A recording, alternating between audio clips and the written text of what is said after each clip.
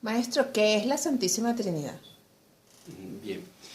La Santísima Trinidad es un concepto básicamente espiritual.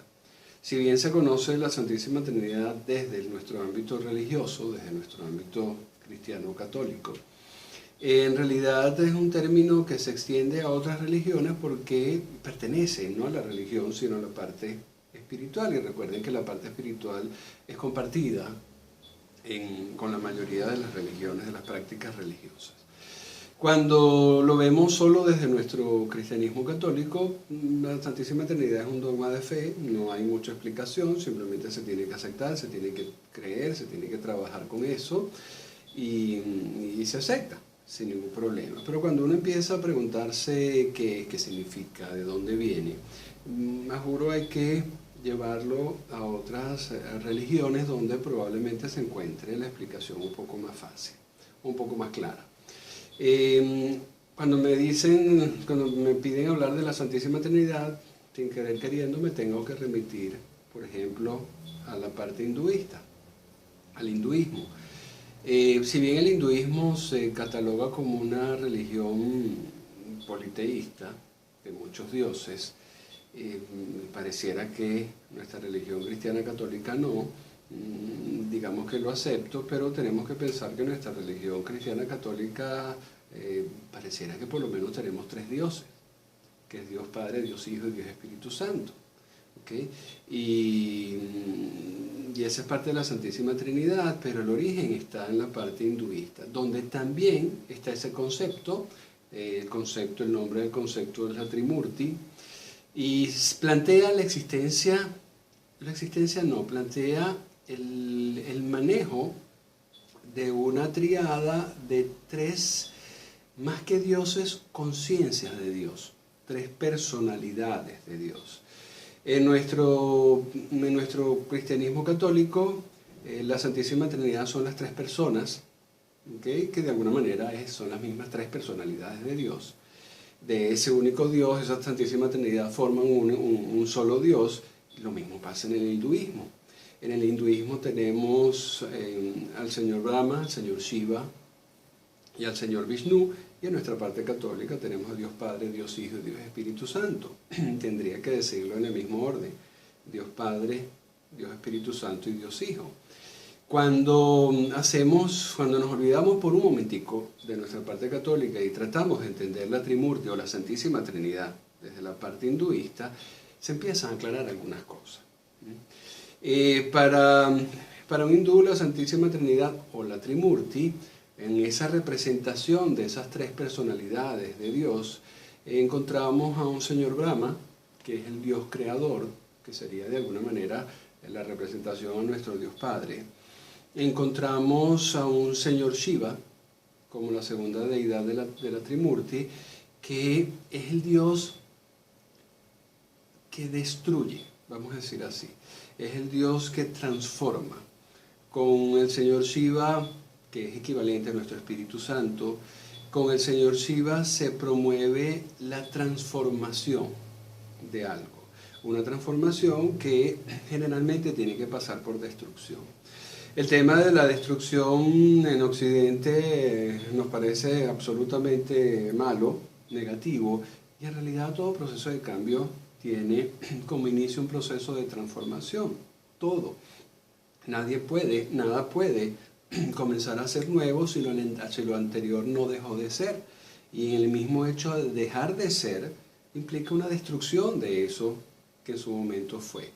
Entonces, cuando se habla de esa personalidad de Dios en el hinduismo, que es el señor Shiva, como el Dios de la destrucción, la acepción más correcta para quedarnos tranquilos a nivel occidental es el Dios del cambio, el Dios que promueve el cambio. Pero promueve el cambio ¿hacia qué? Ya lo vamos a ver un poco antes y me permito entrar primero en la tercera personalidad de Dios, que es el señor Vishnu. Tenemos entonces al señor Brahma, que es nuestro Padre Creador, que es el creador de todo lo que existe, del universo, de la creación, valga la redundancia. Tenemos al señor Shiva, que es el que promueve el cambio, a través de la destrucción promueve el cambio, que sería nuestro Espíritu Santo. Y tenemos al señor Vishnu, que es el preservador. Entonces tenemos a la creación, tenemos al cambio o a la destrucción y tenemos al preservador. El señor Vishnu que preserva, uno de las concepciones erradas es que preserva lo que tenemos. Para un hinduista se sabe que lo que tenemos no es nuestra realidad. Nosotros aquí ahora, con nuestra parte terrenal, con nuestra parte humana, para un hinduista a nivel místico, filosófico, estamos viviendo algo que no es nuestra realidad. Estamos viviendo una fantasía. Cuando se habla de la conciencia de Dios que viene a preservar, se habla de preservación de lo sagrado, preservación de lo divino, preservación de lo que de verdad somos, ¿sí? No es necesariamente esta terrenalidad. En nuestro occidente, a esa personalidad de esa conciencia de Dios que preserva lo espiritual, tenemos al Señor Jesús, que sería el Hijo. Entonces encontramos a esa misma triada. Encontramos a Dios Padre, que es el creador del universo. Encontramos al Dios Espíritu Santo, que es el que vino a transformar nuestra realidad. Cuando tenemos alusión de nuestra fe cristiana, de la venida o de la concepción de Nuestra Señora la Virgen María, gracias al Espíritu Santo, pues el Espíritu Santo, la motivación era generar el cambio en una humanidad, en una población, en un mundo donde lo espiritual se había perdido. Eso había que empezar a destruirlo, en el buen sentido de la palabra, eso había que empezar a crearlo para que el Hijo, el Dios Hijo, empezara a preservar, rescatara y preservara lo espiritual. ¿Okay? Entonces el Espíritu Santo vino a crear ese cambio en el mundo para que el Hijo pudiera actuar, para que el Dios Hijo pudiera actuar. Y el Hijo actuó. Jesús, ¿cómo actuó? Jesús no actuó a nivel, con una motivación o con una meta terrenal. Jesús actuó simplemente para tratar de rescatar la espiritualidad que en el mundo se había perdido, para tratar de rescatarla y no solo rescatarla e irse, tratar de rescatarla y dejar lineamientos claros para que la espiritualidad se mantuviera, se preservara. ¿Okay? Y eso es precisamente lo que hace el Dios Hijo.